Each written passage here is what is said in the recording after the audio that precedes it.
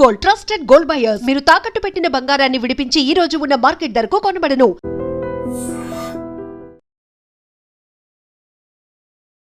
నమస్తే, నేను కవిత. Welcome to I dream news and నిజాలు. అమెరికా భారతదేశం మీద 50% వరకు టారిఫ్ ను పెంచిన తర్వాత ఆసక్తికరమైనటువంటి పరిణామాలు చోటు చేసుకుంటున్నాయి. ఏనుగు లాంటి భారతదేశాన్ని ఎలుక లాంటి అమెరికా ఢీకొట్టబోతోంది అంటూ అమెరికాలో ఉన్నటువంటి ఎకానమిస్టులు కామెంట్స్ చేస్తూ స్ట్రాంగ్ స్టేట్మెంట్లు ఇస్తూ ఉంటే, మరోవైపు భారత్, చైనా, రష్యా కలిసి పరస్పర సహకారం చేసుకోవాలని డిసైడ్ అయ్యాయి. ఆ దిశగా ముందుకెళ్తున్నాయి. ఇక్కడే ఏనుగు అండ్ డ్రాగన్ కలిసి పనిచేయాల్సినటువంటి అవసరం ఉంది అనేటువంటి మాట అమెరికాకు సంబంధించి పరోక్షంగా హెచ్చరికలు చేస్తూనే చైనా అధ్యక్షుడు కూడా చెప్పడం. ఓవరాల్ గా భారతదేశానికి సంబంధించి తీసుకున్నటువంటి స్ట్రాటజీ ఏంటి, చైనా అండ్ రష్యా ఎలా ఊతమివ్వబోతున్నాయి? మనతో పాటుగా ఉన్నారు సీనియర్ జర్నలిస్ట్ సురేష్ కొచ్చాతిల్ గారు. సురేష్ గారు, నమస్కారం అండి. సో ముందు వెనక ఏది చూసుకోకుండా రష్యా నుంచి మనం ఇంధనాన్ని కొనుగోలు చేస్తున్నాము, ఉక్రెయిన్కి సహాయపడుతున్నాము, యుద్ధంకి పరోక్షంగా అనేటువంటి దాంతో మనకి 25% కాస్త 50% టారిఫ్ అయింది. ఆ తర్వాత జరుగుతున్నటువంటి వరుస పరిణామాలు, సిరీస్ ఆఫ్ ఎపిసోడ్స్ ఎలా అనిపిస్తున్నాయి మీకు? ఇప్పుడు మనకు అమెరికా నుంచి వచ్చిన కొత్త న్యూస్ 2 రోజుల ముందు వచ్చింది న్యూయార్క్ టైమ్స్లో. చదివాను మొత్తం ఆర్టికల్. అది దాంట్లో ఏం చెప్పానంటే ఈ 50% రష్యా ఆయిల్కి సంబంధమే లేదు, చాలా క్లియర్గా చెప్పారు.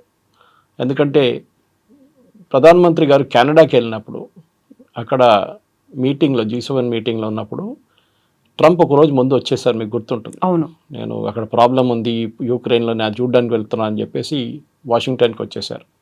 మోదీ గారు వచ్చాకన్నా ముందు ఏం చేశారు అక్కడ అక్కడ వచ్చిన తర్వాత one of the meetings Asim మునీని పిలిపించారు పాకిస్తాన్ నుంచి.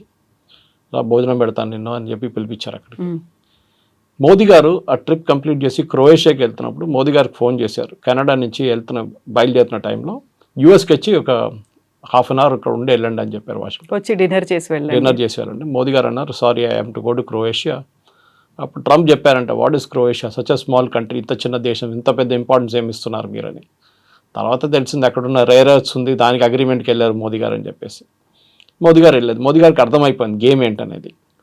ట్రంప్కి ఏం కావాలంటే అజీం మునీని అక్కడ ఉంచుకొని వైట్ హౌస్లో మోదీ గారు వచ్చినప్పుడు ఇద్దరిని ఒక రూమ్లో తీసుకొచ్చి షేక్ హ్యాండ్ చేసి, నేనే చూడండి పాకిస్తాన్ ఇండియా యుద్ధం ఆపానని చూపాడు. మోదీ గారికి ఆ గేమ్ ముందే తెలిసిపోయింది.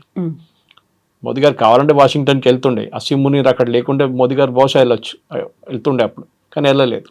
ఈ వెంట్ టు క్రొయేషియా. అది ట్రంప్కి చాలా కోపం వచ్చింది. ఎందుకంటే ఫస్ట్ టైం మనం చూస్తున్నాం నోబెల్ పీస్ ప్రైజ్కి యూజువలీ క్యాంపెయినింగ్ ఉండదు, ఎవరు క్యాంపెయిన్ చేయరు. ఎందుకంటే నార్వీజియన్ కమిటీ వాళ్ళు చాలా సీక్రెటివ్గా అనలైజ్ చేస్తారు, ఎవరు రన్నింగ్లో ఉన్నారు, ఎవరు లీడింగ్లో ఉన్నారు, ఏం చెప్పారు వాళ్ళు.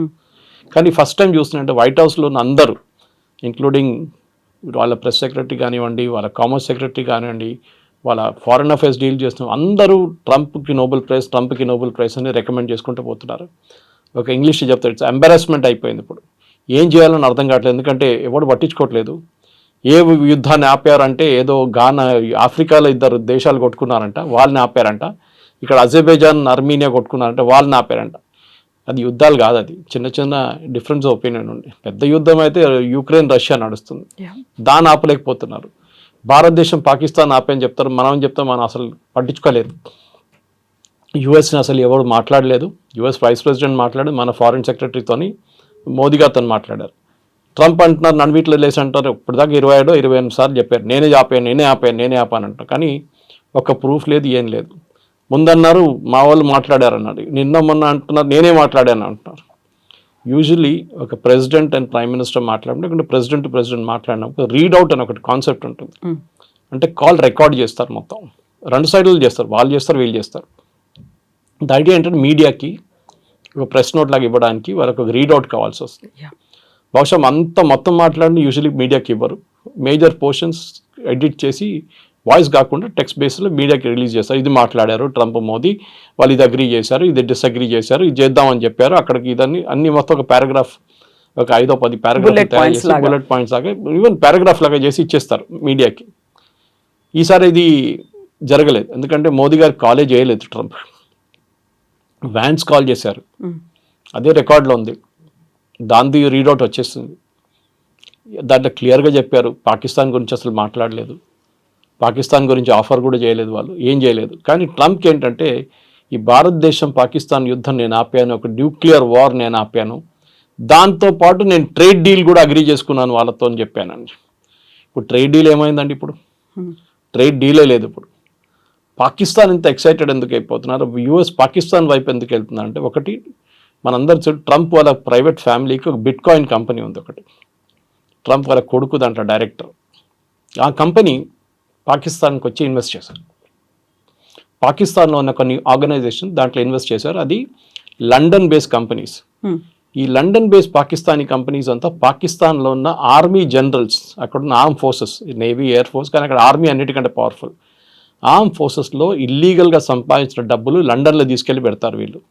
అది అన్నారు స్టార్టింగ్ యాయ్యా ఖాన్ నుంచి పర్వేజ్ ముషరఫ్ దాకా అదే పనిచేశారు, జియాउल हक అందరూ. ఆ డబ్బులతోని వీళ్ళు అక్కడ అపార్ట్మెంట్లు కొనుక్కుంటారు, ల్యాండ్ కొనుక్కుంటారు, రియల్ ఎస్టేట్ కొనుక్కుంటారు, యూరోప్లో విల్లాలు కొనుక్కుంటారు ఈ పాకిస్తానీ జనరల్స్. దాంతోపాటు ఇట్లా ఇన్వెస్ట్మెంట్ కూడా చేస్తారు, ఒక అక్కడెక్కడ షేర్లు కొనుక్కుంటారని. డబ్బులు పెట్టుకొని ఈ యుఎస్ కంపెనీలో పాకిస్తానీ జనరల్స్, ఇప్పుడున్న అసీం మునీర్ వాళ్ళ ఫ్యామిలీ కానీ మిగతా వాళ్ళు అందరు కలిసి ఇన్వెస్ట్ చేశారు. కానీ దానికి ఒక ఫ్రంట్ కంపెనీ పెట్టారు, ఏదో పేరు పెట్టేసి సివిలియన్ కంపెనీ లాగా పేరు పెట్టేశారు దానికి. అది చాలా ఎక్సైటెడ్ అయిపోయారు ట్రంప్, ఎందుకంటే ఆయనకి చాలా మంచి డబ్బులు వచ్చేసినాయి సడన్గా ఫ్రీగా. అది కాకుండా బలూచిస్తాన్ వైపు ఉన్నప్పుడు ఖైబర్ పఖ్తూన్ఖ్వా దగ్గర రేర్ ఎర్త్స్ ఉన్నాయి చాలా మటుకు. దాంట్లో టంగ్స్టన్ ఎక్కువ, అక్కడ పెలేడియం ఉందని చెప్తున్నారు కానీ తెలియదు. టంగ్స్టన్ డెఫినెట్గా ఉంది అక్కడ ఏరియాలో, లిథియం కూడా ఉండొచ్చు అని చెప్తున్నారు. ఇది ట్రంప్కి కావాలి, ఎందుకంటే రేర్ ఎర్త్స్ చాలా పెద్ద కాన్సెప్ట్ అయిపోయింది. ఇప్పుడు కార్ల నుంచి మీరు ఏదైనా తీసుకోండి, దాంట్లో మ్యాగ్నెట్స్ కానీ మిగతా రేర్ ఎర్త్స్ యూజ్ చేయడంలో, చిప్స్లో తయారు చేయడంలో చాలా మటుకు రేర్ ఎర్త్స్ పనికి వస్తుంది. సో ట్రంప్ దాంట్లో ఇంట్రెస్టెడ్ అయిపోయారు. సో పాకిస్తాన్ వైపు నుంచి వాళ్ళు ఫ్రీగా ఇచ్చుకుంటూ వెళ్ళిపోతున్నారు, మనం ఏమి ఇవ్వట్లేదు. ట్రేడ్ టాక్స్ మొదలు పెట్టాం. ట్రేడ్ టాక్స్ ఏమన్నారు వాళ్ళు, మన వైపు నుంచి మనం దీనికన్నా ముందు కూడా మాట్లాడాం మీతో, దట్ మా దగ్గర నుంచి మీరు ఫ్రూట్స్ అండ్ వెజిటబుల్స్ కొనుక్కోవాలని చెప్పారు, మనం ఓకే అని చెప్పాం. అది కాకుండా మా దగ్గర ఫార్మింగ్ ప్రోడక్ట్స్ కొని మీరు కొనాలని చెప్పి, బియ్యం కానివ్వండి, గోధుమలు కానివ్వండి, మిగతా జవార్ కొనాలి, డైరీ ప్రోడక్ట్స్ కూడా కొనాలన్నా మేము కాదని చెప్పాం. ఎందుకంటే ఒకటి జెనెటికలీ మోడిఫైడ్ క్రాప్స్ మనం యాక్సెప్ట్ చేయం మన దేశంలో, చాలా పెద్ద ప్రాబ్లం ఉంది మన దగ్గర.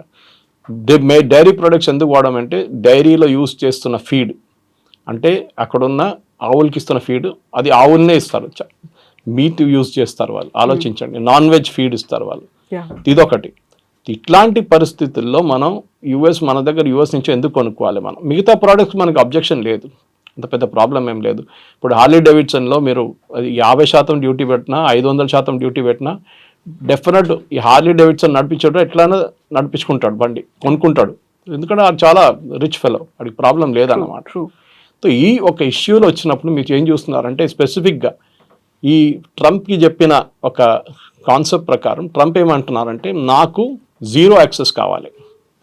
ఇప్పుడు మొన్న యుఎస్ సుప్రీంకోర్టు ఒక కేసు ఒకటి వెళ్ళింది అపీల్స్ కోర్ట్ నుంచి, మీరు వినుంటారు, 6-4 జడ్జ్మెంట్లో ట్రంప్కి ఏం చెప్పారంటే, you cannot give this rules, you cannot make rules like this. ఇది టారిఫ్ గురించి, దాని పవర్స్ కాంగ్రెస్ దగ్గరే ఉందని చెప్పారు.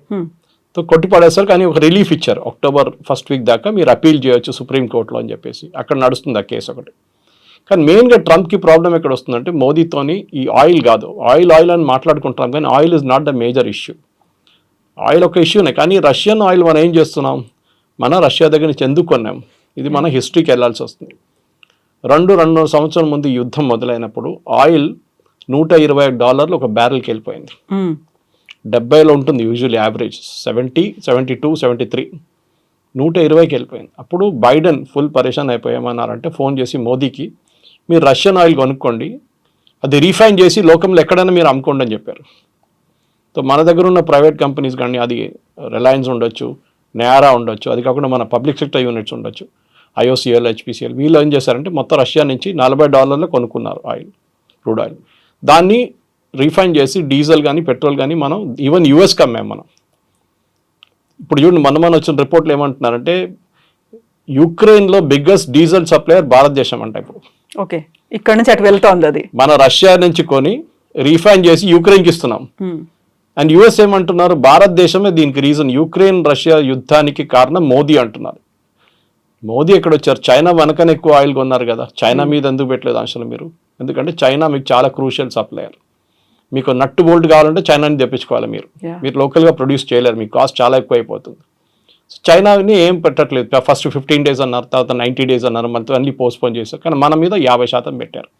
సరే పెట్టారు సార్, మనకు ప్రాబ్లం లేదు, మనం డీల్ చేసుకుంటున్నాం, కొత్త డీల్. దానికే మనం చూసాం మోదీ గారు ఫస్ట్ జపాన్కి వెళ్ళారు. జపాన్లో వెళ్ళి మోదీ గారు ప్రైమ్ మినిస్టర్ని కలిశారు, మాట్లాడుకున్నారు, బుల్లెట్ ట్రైన్లో ట్రావెల్ చేశారు, 8 బుల్లెట్ ట్రైన్కి అగ్రిమెంట్ సైన్ చేసుకున్నారు.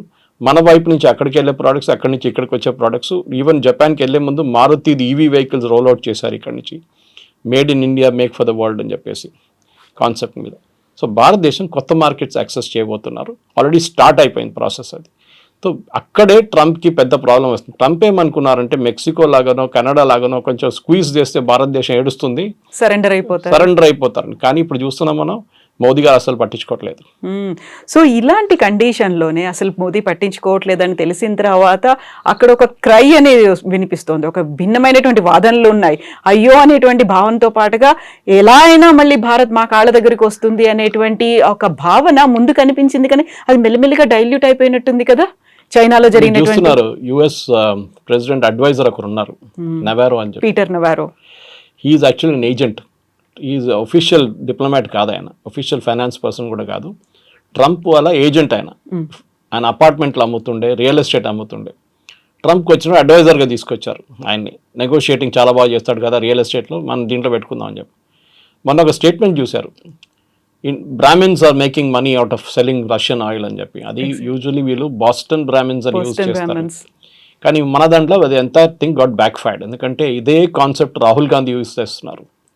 బ్రాహ్మిన్స్ అన్ని ఉద్యోగాలు తీసుకెళ్ళిపోతున్నారు, బ్రాహ్మిన్స్ ఆర్ డబ్బులు అని మనకు తెలుసు. బ్రాహ్మిన్స్ రియల్ స్టేట్ మన అందరికి తెలుసు. ఓకే, వాళ్ళు ఏ పరిస్థితిలో ఉన్నారు మన అందరికి తెలుసు. నేను ఇవాళ ఒక విద్యాశ్రమంకి వెళ్ళి వచ్చాను, చూశాను నేను అక్కడ వేద పాఠశాలలో. వాళ్ళ పరిస్థితి చాలా దారుణం ఉంది వాళ్ళది. వాళ్ళని ఇప్పుడే మనం కొంచెం ఎంకరేజ్ చేసి పైకి తీసుకుంది. వాళ్ళ ట్రెడిషనల్ ట్రేడ్ వాళ్ళ గుడిలో ఉంటుంది అంతే, వాళ్ళు దానికన్నా ఎక్కువ వాళ్ళు బయటికి రారు. సరే ఎప్పుడో జరిగింది, ఏదో అత్యాచారం జరిగిందని చెప్తున్నారు, కానీ ఈ బ్రాహ్మిన్స్ ఎందుకు తీసుకొచ్చారో అర్థం కావట్లేదు. Anyway that issue got backfired completely. ఇప్పుడు ఏం చేయాలని వాళ్ళకి అర్థం కావట్లేదు మీరు చెప్పినట్లు. ఇప్పుడు అదే పరిస్థితిలో ఫస్ట్ జపాన్కి వెళ్ళారు మోదీ గారు. ఈ అగ్రిమెంట్స్ అన్ని సైన్ చేశారు, 8 అగ్రిమెంట్స్ సైన్ చేశారు, చాలా సాలిడ్ అగ్రిమెంట్స్. అది కూడా ఇప్పటి నుంచి 5 సంవత్సరాల లోపల ఫినిష్ అయ్యే ప్రాజెక్ట్స్ అన్ని చేసుకున్నారన్నమాట. జపాన్ దగ్గర మనం తీసుకోవాల్సింది టెక్నాలజీ, వాళ్ళకి చాలా అడ్వాన్స్గా టెక్నాలజీ వాళ్ళ దగ్గర కొంచెం స్ట్రాంగ్ పాయింట్. లాస్ట్ ఒక 10 సంవత్సరాలు ఆ టెక్నాలజీ కొంచెం చల్లబడిపోయింది వాళ్ళది. బికాస్ వాళ్ళ వాళ్ళది వాజ్ మేజర్ ఎక్స్పోర్ట్, ఎలక్ట్రానిక్స్ వాళ్ళది మేజర్ ఉండే. ఒక టైంలో మనం సోనీ అనే బ్రాండ్ విధంగానే మనం కన్ను మూసుకొని కొనేస్తుండే, కానీ ఇప్పుడు మార్కెట్లో చాలా మటుకు మిగతా బ్రాండ్స్ కూడా వచ్చేసినాయి. కొరియా నుంచి బ్రాండ్స్ ఉన్నాయి, చైనా నుంచి ఉన్న బ్రాండ్స్ ఉన్నాయి, చాలా మటుకు బ్రాండ్స్ వచ్చేసినాయి. సరే సోనీ ఇప్పుడు కూడా ఉంది, quality wise it's considered number 1. Japanese cars కూడా అంతే. మన దగ్గర ఒరిజినల్ మారుతి స్టార్ట్ అయినప్పుడు సుజుకి పార్ట్నర్ ఉండే, ఇప్పుడు నా సుజుకి ఎంటైర్ కంపెనీ వాళ్ళు కొనుక్కున్నారు. సో జాపనీస్ దగ్గర నుంచి మనకు టెక్నాలజీ వస్తుంది. మన వైపు నుంచి జపాన్కి వెళ్ళేది ఫార్మస్యూటికల్ కానీ మిగతా ప్రోడక్ట్స్ కానీ. జపాన్లో తయారు చేయలేని ప్రోడక్ట్స్ మనం ఇక్కడ తయారు చేసి పంపిస్తాం, చిన్న మిషనరీ పార్ట్స్ కూడా. ఒక టైప్ కూడా చేసుకుంటే మనకు చాలా బాగుంటుంది. మన మ్యానుఫ్యాక్చరింగ్ యూనిట్స్కి చాలా ఒక లెగప్ అంటారు ఇంగ్లీష్లో, అది వచ్చేస్తుంది. నెక్స్ట్ మోదీ గారు వెళ్ళింది షాంఘై కోఆపరేషన్ ఆర్గనైజేషన్ మీటింగ్కి. అక్కడ ఏం జరిగింది, జీ జిన్పింగ్ కానివ్వండి, పుటిన్ కానివ్వండి, మోదీ గారు, ఈ ముగ్గురు ఫొటోస్ మీరు చూసుంటారు. బాడీ లాంగ్వేజ్, ఎందుకంటే ఇది పెద్ద ఇండస్ట్రీ కవిత గారు, ఈ బాడీ లాంగ్వేజ్ రీడ్ చేయడం యూఎస్లో they are paid very well. మీరు నేను మాట్లాడుకొని సౌండ్ మ్యూట్ చేసేస్తే మనం ఏం మాట్లాడమని చెప్పి ఒక మూడో మనిషి చెప్పొచ్చు. లిప్ రీడింగ్ అంటారు వాళ్ళు, దాన్ని మైండ్ రీడింగ్ అంటారు, అన్నీ చేస్తారు వాళ్ళు. What are they speaking about అనేది. సో ట్రంప్ కానివ్వండి, చాలామంది అడిగారు మోదీ గారు, పుటిన్, జీ జిన్పింగ్ ఏ లాంగ్వేజ్లో మాట్లాడారని అడిగారు. వాళ్ళు పక్కనే ట్రాన్స్లేటర్స్ ఉంటారు, వాళ్ళు ఇయర్ షాట్లో ఉంటారు, అంటే ఫోటో ఫ్రేమ్ కన్నా కొంచెం బయట నిలబడతారు కావాలని చెప్పి వాళ్ళని అట్లానే ట్రైన్ చేశారు వాళ్ళని. అది కాకుండా ఇంకో చాలా ఇంపార్టెంట్ ఫోటో మనం చూసాం, పుటిన్ అండ్ మోదీ, పుటిన్ కార్లో ట్రావెల్ చేస్తున్నారు. It's a nuclear proof car అది. దాని మీద మీరు న్యూక్లియర్ బాంబు వేస్తే కూడా ఏం కాదు ఆ కార్కి, అట్లాంటి ప్రోడక్ట్. ఎందుకంటే బాంబ్ ప్రూఫ్ అంటే అందరు తయారు చేస్తారు, ఇప్పుడు మన దగ్గర తెలంగాణలో ఉంది బాంబ్ ప్రూఫ్ కార్లు, but that is a nuclear కానీ even bio hazard it can handle అన్నమాట. బయోవార్ జరిగితే కూడా ద కార్కి ఇంపాక్ట్ ఉండదు. మోదీ కోసం ఫస్ట్ మనం చూసే ఒఫీషియల్ న్యూస్ ఇది, మనం పర్సనల్ చెప్పట్లేదు, ఏదో బీజేపీ వాళ్ళు చెప్పారు, ఆర్ఎస్ఎస్ వాళ్ళు చెప్పలేదు. కానీ పుటిన్ 10 నిమిషాలు మోదీ గారి కోసం వెయిట్ చేశారంట, కొంచెం లేట్ అయిపోయింది మోదీ గారు రావడానికి హోటల్ నుంచి. దాని తర్వాత వాళ్ళిద్దరు కార్లు వెళ్ళిన తర్వాత వెన్యూకి చేరుకున్నప్పుడు కూడా, ఎస్సీఓ వెన్యూకి చేరుకున్నప్పుడు కూడా మళ్ళీ 15 నిమిషాలు కార్ లోపల కూర్చొని మాట్లాడారంట. ఆఫ్ కోర్స్ ట్రాన్స్లేటర్స్ ఉంటారు కార్లో, వాళ్ళకని కాన్ఫిడెన్షియల్ ఉంటుంది, భయం మాట్లాడారు మనకేం తెలియదు. సో ఆబ్వియస్లీ ఆ బాడీ లాంగ్వేజ్ పుటిన్ కానీ మోదీ కానీ అదే టైంలో జీ జింగ్పిన్ అండ్ మోదీ వీళ్ళు ముగ్గురు ఒక ఆల్టర్నేటివ్ ఫ్రంట్ ఫామ్ చేస్తున్నారు. యుఎస్ చేస్తున్న బ్లాక్మెయిల్ వాళ్ళిద్దరు కూడా ఇంపాక్ట్ అయింది. రష్యాకి ఇంపాక్ట్ అయింది ఎప్పటి నుంచో, చైనాకు కూడా ఇంపాక్ట్ అవుతుంది ఇప్పుడు. సో ఒక ట్రంప్ని ఒక లెసన్ నేర్పియాలని చెప్పి వీళ్ళు డిసైడ్ చేసుకున్నారు. దాంట్లో 2-3 రూట్స్లో చేయొచ్చు. ఒకటి ఈ ముగ్గురు రాష్ట్రాలు కలుపుకుంటే, రష్యా, ఇండియా, చైనా కలుపుకుంటే 36% మన వరల్డ్ జీడిపి వాళ్ళ దగ్గర ఉంది. ఓకే, అప్రాక్సిమేట్లీ $1 trillion కూడా I think around $36 trillion trade ఉంది వాళ్ళ దగ్గర. అది కాకుండా అన్నిటికంటే ఇంపార్టెంట్ ఏంటంటే వీళ్ళు ఒక ఆల్టర్నేటివ్ స్విఫ్ట్ సిస్టమ్, అంటే అమెరికా డాలర్ టర్మ్స్లోనే అన్ని మాట్లాడతారు. మీకు గుర్తుంది కవిత గారు, ఇది బ్రిక్స్ వచ్చినప్పుడు లాస్ట్ ఒక 6 నెలల ముందు ట్రంప్ వచ్చినప్పుడే ఇమ్మీడియట్గా ట్రంప్ థ్రెటన్ చేశారు సౌత్ ఆఫ్రికాని, బ్రెజిల్ని, మీరు ఆల్టర్నేట్ కరెన్సీ తీసుకొస్తే మీ పని నేను చూసుకుంటానులే అని చెప్పేసి. అవును, ఎందుకంటే భయం ఏంటంటే డాలర్ని రీప్లేస్ చేసేస్తే డాలర్ విలువ పోతుంది మొత్తం కంప్లీట్గా. ఆల్రెడీ చాలా వీక్ అయిపోయింది డాలర్.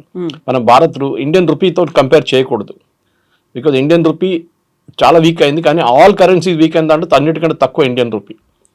మీరు బ్రిటిష్ పౌండ్తో కంపేర్ చేయండి డాలర్ పడిపోయింది యాక్చువల్లీ విలువలో. ఎనీవే అది మనకు సబ్జెక్ట్ మ్యాటర్ కాదు. కానీ మన ఇక్కడ అంటే ఆల్టర్నేటివ్ పేమెంట్ సిస్టమ్ ఒకటి ఫామ్ చేయాలి. మనం ఇది ఎప్పుడు చూసామంటే ఫస్ట్ ఇరాన్ మనకి ఆయిల్ మనం కొనుక్కున్నప్పుడు వీళ్ళు ఇరాన్ మీద ఆంక్షలు పెట్టారు. ఎవరు? యుఎస్. వీళ్ళు న్యూక్లియర్ ప్లాంట్లో మిసైల్స్ తయారు చేస్తున్నారు అది ఇది చెప్పి. మనం ఏం చేసాం? రూపీ పేమెంట్ చేసాం ఫస్ట్. తర్వాత ఏం చేసాం? బార్టర్ పేమెంట్ చేసాం. వాళ్ళకి బియ్యం కావాలంటే మనం వాళ్ళకి బియ్యం ఇచ్చాం, వాళ్ళు మనకి ఆయిల్ ఇచ్చారు. దాని తర్వాత యూఎస్ వచ్చి మళ్ళీ స్ట్రిక్ట్ చేశారు, మీరు ఇంకా చేస్తే మిమ్మల్ని అది చేస్తాం అని చెప్తే సరే మనం అక్కడి నుంచి క్లోజ్గా ఇరాన్ని బంద్ చేసేసాం ఆయిల్ సప్లై. మళ్ళీ రష్యా నుంచి మొదలుపెట్టాం, రష్యా నుంచి కొనుక్కుంటున్నాం.